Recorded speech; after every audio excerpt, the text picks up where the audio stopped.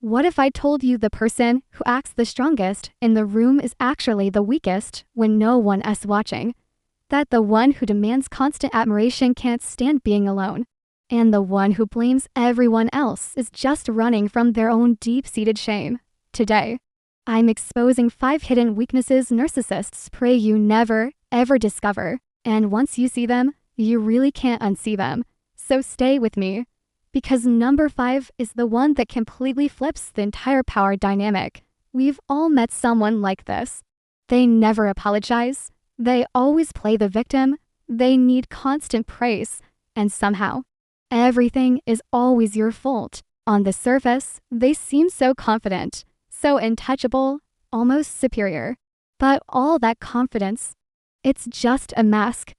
And behind it are deep cracks they are desperately trying to hide from the world.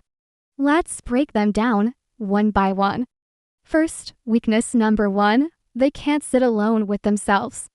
The moment the attention stops, when the room gets quiet and there's no audience, they start to panic. This is why you'll see them endlessly scrolling through social media, sliding into DMs just for a reaction, or even starting drama out of thin air just to get some attention. Sometimes they'll suddenly miss their ex. Silence forces them to face something absolutely terrifying, their own insecurity. They aren't looking for real connection. They're looking for distraction, because being alone means confronting the shame they bury deep under their massive ego. Weakness number 2, they absolutely cannot take accountability. Have you ever noticed this? It is never their fault. If they cheat, it's because you pushed them to it. If they lie, you just misunderstood what they meant. If they hurt your feelings, you're just being too sensitive. Narcissists don't reflect, they deflect. Self-reflection requires humility, and humility is a direct threat to their entire identity. So instead of growing as a person, they just rewrite reality to fit their narrative. And the longer they avoid accountability, the more emotionally stunted they become. That's not strength, that's extreme fragility.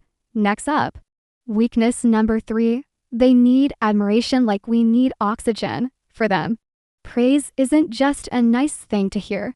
It's absolutely necessary for their survival. Admiration is their fuel. Without that constant validation from others, they feel completely invisible, and to them, invisibility feels like death. This is why they're always fishing for compliments, exaggerating their achievements, playing the victim to get sympathy, or even boasting about things that didn't even happen. But here's the twist.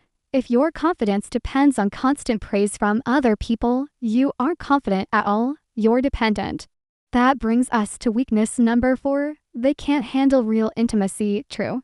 Genuine intimacy requires things like vulnerability, emotional exposure, accountability, and empathy. These are all things they struggle with immensely. Fantasy feels safer to them. Hiding behind a screen feels safer. Superficial charm feels safer. Why?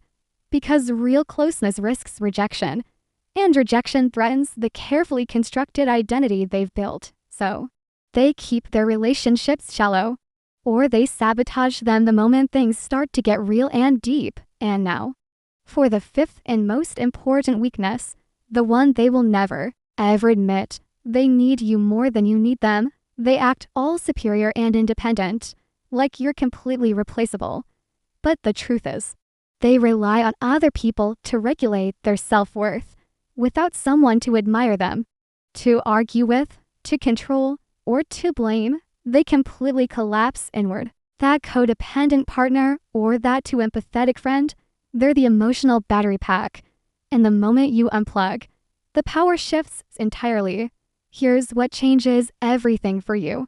When you stop reacting, when you stop defending yourself, when you stop feeding their ego, you expose their weakness. Because narcissistic power is internal, it's borrowed, and you get to decide whether you're going to keep lending it to them.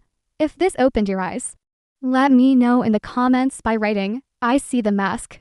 And if you've experienced this kind of dynamic, know that you're not crazy. You were just dealing with someone protecting a very, very fragile self. Make sure you subscribe for more psychology breakdowns that help you protect your peace Because once you understand the game, you can finally stop playing it. Thanks for watching.